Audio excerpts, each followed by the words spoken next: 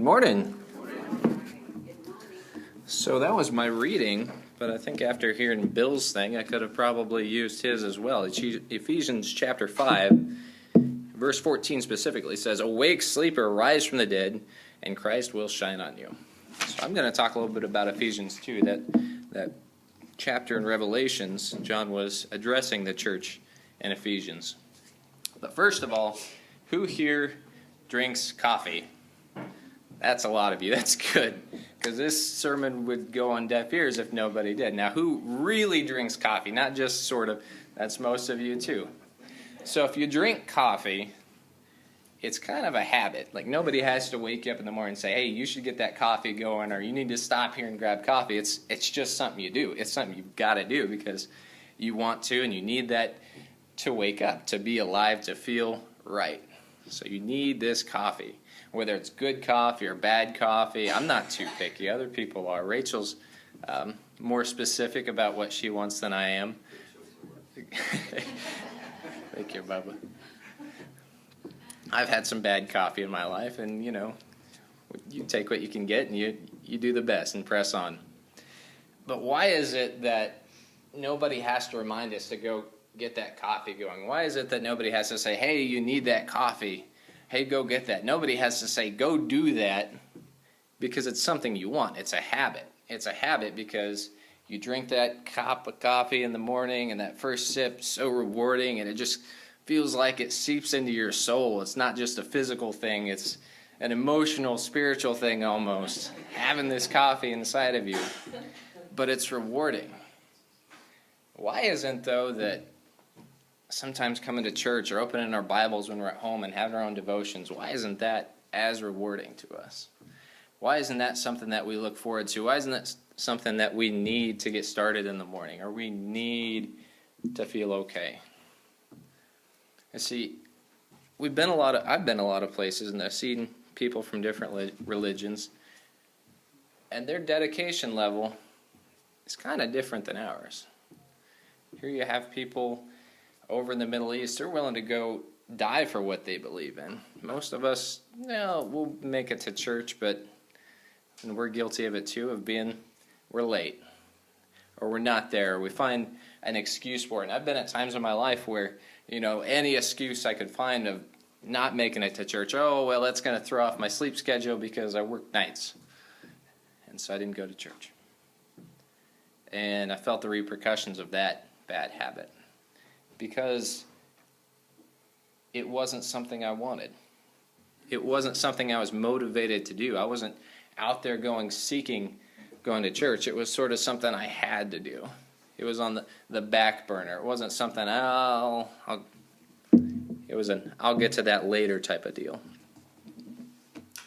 So wake up. It's actually working. Wake up and smell the coffee. Think of this as a habit. This time of year, everybody's got New Year's resolutions that they're trying to get going. The gyms are full for about a month. The gyms are full, and then they're empty because everybody's, well, it was too difficult. I couldn't wake up, or I couldn't find the time, or whatever it was. And slowly, people just kind of give up on that because they didn't really want it. They just kind of wanted it. I kind of want to be wealthy, but I don't want to work 40 hours a week or 60 hours a week or whatever it takes. You hear all these people all have dreams of doing this thing, but you don't really want it. One of my brothers, he's in good shape. He runs marathons. He runs ultra marathons. Like, he's an impressive guy. He does all these things that I would never make myself do. And, he was talking about military guys one time. He's like, I could be special forces. I could be Navy SEAL, blah, blah, blah. It's like, physically, yeah, you could do it. But it's a mental thing. You see, the only reason those guys actually go and do it is because they want nothing else. They want nothing more than that. They're willing to give up almost every other aspect of their lives to accomplish this one goal, to be this one thing. They're not going to let anything get in their way. Just like I'm not going to let anything get in my way of having coffee in the morning. I wake up, and that pot's going on. And I'm drinking coffee until about noon or 1 o'clock usually. I've got maybe a little bit overindulgence there. But it's got to be something we want. Let's look back at Revelations chapter 2 and starting in verse 1. And here John is talking to the church in Ephesus, and he writes them 7 words. It's actually a pretty good deal. You know, if you're getting your review in and you've only got, not 7 words, but 7 little verses, that's not a bad thing. Usually if you got a whole book for you or you got 2 books like Corinthians, it's not a good thing. But this one from John, it's really not that bad. And he starts out and he says, to the angel in the church of Ephesus write. So to the messenger in the church of Ephesus, the one who holds the 7 stars in his right hand, the one who walks among the 7 golden lampstands, says this, I know your deeds and your toil and your perseverance, and that you cannot tolerate evil men, and that you put to the test those who call themselves apostles, and they are not, and you found them to be false. And you have persevered and have endured for my name's sake, and not grown weary. So here John is starting out with these good things, and I think John went to some of the same schools I did, because when I went to NCO Academy in the Air Force, they taught you, hey, if you're going to talk to a troop or you're going to talk to somebody, lead off with something nice so you don't just shut them down. And then he rolls this in. He says, but I have this one thing against you. You've left your first love. Therefore, remember from where you have fallen and repent, do the deeds that you did at first. Or else I am coming to see you and will remove your lampstand out of its place, unless you repent. So here he comes and he says these nice things. Hey, you did these great things. You were so passionate. And then you lost it. What happened? He doesn't say they're out doing evil things. He doesn't say there's a man sleeping with his father's wife. He doesn't say there's terrible things going on. He doesn't even have anything specific to say, but you lost your first love. You lost sight of the goal. You didn't want it bad enough and you're slipping. They needed to return to that habit. Sometimes we get so successful or so good at things here, and this, I think, one of the things we have to watch out for here, because we have a lot of good things going on. We have a lot of great people here who want to do things, great abilities to sing or to talk or to give classes. A lot of great people who really, really want to dig into the church and really, really want to help this place become something more and reach out into the community.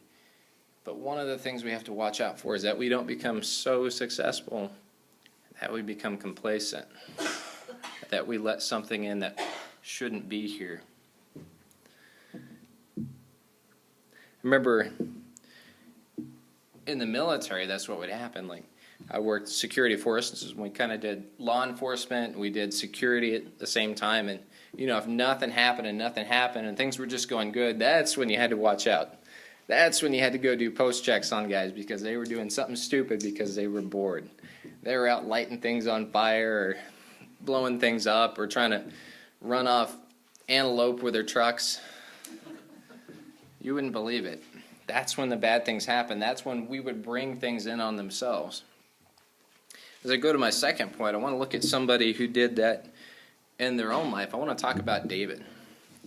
David gets talked about a lot, and we specifically look at his problems with Bathsheba. Here he was at home, and his men were off fighting, and he sees this woman, and he's like, I want that. And then he goes and commits adultery. And then he has her husband murdered. But where did that stem from? It stemmed from David not doing what he was supposed to.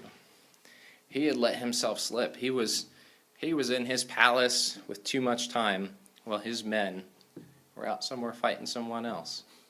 He wasn't where he was supposed to be at. He wasn't pushing. He wasn't expanding God's kingdom. He was not doing what he was supposed to. So he let in this opportunity that wouldn't have been there for evil to strike him. When I was in the military, we did law enforcement, and I studied a little bit drugs and the effect they have on people, how to identify things. We had to go through courses.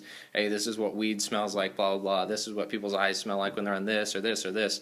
You know, what's going on? But what interested me most is learning about the effects that it had on the brain. You've always heard, you know, I think, therefore I am. Well, that's more true than you would believe. Because when you do something, when you create a habit, especially something that is really addicting, it creates new pathways in the brain. so that those signals can fire faster and faster and more efficiently. And that's how people get addicted, is because their brain molds into something to where that's the way they think. But it works the opposite way too. We can concentrate on something, we can read something, we can focus on something good, we can spend our time in church, and we can remake our brain in that same way. Just the same way someone can be addicted to methamphetamines, or they can be addicted to alcohol, or they can be addicted to pornography. It does the same thing to your brain. It creates these pathways that are harder and harder to get away from. It creates these physical pathways within the brain. And here we are. We need to make sure that our habits, that our desires are something good, that our habits are something productive rather than something destructive. Look at 1 Corinthians, and starting in chapter 9, verses 24.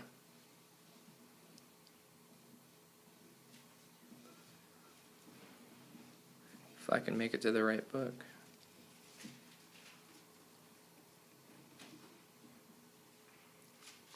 There we go. Do you not know that those who run a race all run, but only one receives a prize? Run in such a way that you may win. Everyone who competes in the games exercises self-control in all things, and they do it to receive a perishable wreath, but we an imperishable. Therefore, I run in such a way as not without aim. I box in such a way as not beating air, but I discipline my body and make it my slave, so that after I preach to others, I myself may not be disqualified. So here you have Paul talking, and Paul, if anyone, you can't accuse him of not being passionate. Here, before he was converted, he was convinced 100% that Christianity was wrong, that these people needed to be put to death because they were perverting the will of God. And then he had this awakening, saw the light, so to speak. And he used that same energy, that same passion to build churches. Here he is writing letters. How many books do we have written by Paul? How much of what we know, how much of what we preach is from Paul? The class this morning, preaching to the church in Colossians. But here is this man that was passionate. He's saying, I run to win. Only one person gets the prize. But he also ends by saying, there's a lot of practice that goes into that. See, too often we say, hey, I'm going to face this trial and I'm just going to beat it from a cold start. But it doesn't work that way. See, you're going to perform the way you train. And if you train your body and you train your body to run that marathon, you're going to be able to run that marathon. But tell you what, if you've never ran more than a mile, don't expect to get to 24. My brother, the one I told you about that does marathons, he is impressive, but he just doesn't do it from a start. He works up for 6 months and says, hey, I'm going to run, 10 miles this week. He has a whole program. The next week he runs 15, and then he runs 24, and then he gives himself a little bit of break right before that final race. But he has to work up to it. He has to maintain this. He has to eat the right food. He has to keep his body in the right shape to be able to do this. And there's some of them that scare him more than others. He lives in Denver, Colorado. And tell you what, if you've ever ran at any kind of altitude, it is awful. I'll run out here. I'll run, I grew up in Kansas, and that was easy. But you go run at 6,000 feet or 7,000 feet, it's bad. Then you go up into the mountains there at 10,000 feet, it is awful. Imagine breathing through a shirt. Like you have a shirt or something wrapped around your mouth and you're trying to run a marathon. That's what it feels like. But he'll go up and do these. And to do that, he has to run at those kind of altitudes. It's just not, I'm going to step up from 2,000 feet to 10,000 feet. You'll kill yourself. There's practice that goes into it. There are habits that are created in order to be successful like this. We talked about drinking coffee and how it's something nobody has to force you to do. Why is it that we have to be forced to come to church or feel forced to come to church? Why is it that can't be something that's exciting? Times in my life, like I said, I didn't want to be in church. I didn't want to come here. I didn't want to do the groundwork to build it to something else, and I suffered. Tell you what, there were other priorities in my life. You look at the story of the sower who went out to sow, and he threw some among the rocks and some among the weeds, and they got choked out. They sprouted up and they got choked out. They just had nowhere to go. That's how I was. There were other things that were more important. I was so focused on my job that, making sure that I had enough sleep was more important to me. So focused on performing well there and doing what I needed to do for other people, which I thought was more important, that I let other things slip. There was a guy when I first joined the military. He was an NCO, and he told me, you know what, this job's going to make you a jerk. Just watch. Just watch. And it did. I was this nice, sweet, innocent kid, and I decided I was going to be what they wanted me to be. And so that's what I turned into. And slowly I started selling these things away. I said, you know what, I'm going to miss this Sunday. I'm going to miss this Wednesday. And then I missed more, and I missed more, and I missed more. I wasn't doing the practice. I wasn't studying at home for certain, because my priorities were something else. My reward structure was something else. The pathways in my head said, Air Force, Air Force, Air Force. Focus on this. Focus on your job. You can make more money if you make the next rank. You can have new things if you make the next rank. Too often, like I said, we become so successful that we defeat ourselves. There's a Batman movie, and the villain says, "Victory has defeated you." And he was so right. That one stuck with me, because here Batman had defeated all his enemies. And now he was laying back and living the luxury life, and he let victory get to him to the point where he could no longer face those trials. He had defeated himself by being so victorious, and by letting things slip a little bit at a time, just like Bill said. It's so easy. It's so easy, and it's not always evil things. There was nothing wrong with me focusing on my job. There was nothing wrong with me trying to do the best I could there. There's nothing wrong with trying to do better at school, or trying to, fix your home, or whatever it is. There are so many good things, so many right things that can get in our way, not even to mention the evil stuff that's knocking on the door. But slowly we give in and give a little bit more time and a little bit more time, and all of a sudden our brain pathways aren't firing in the direction that they need to be. All we see is the earth around us, the things around us, and all these different cares that would choke us out, all these different people that would come at us. So, in the end, be like coffee.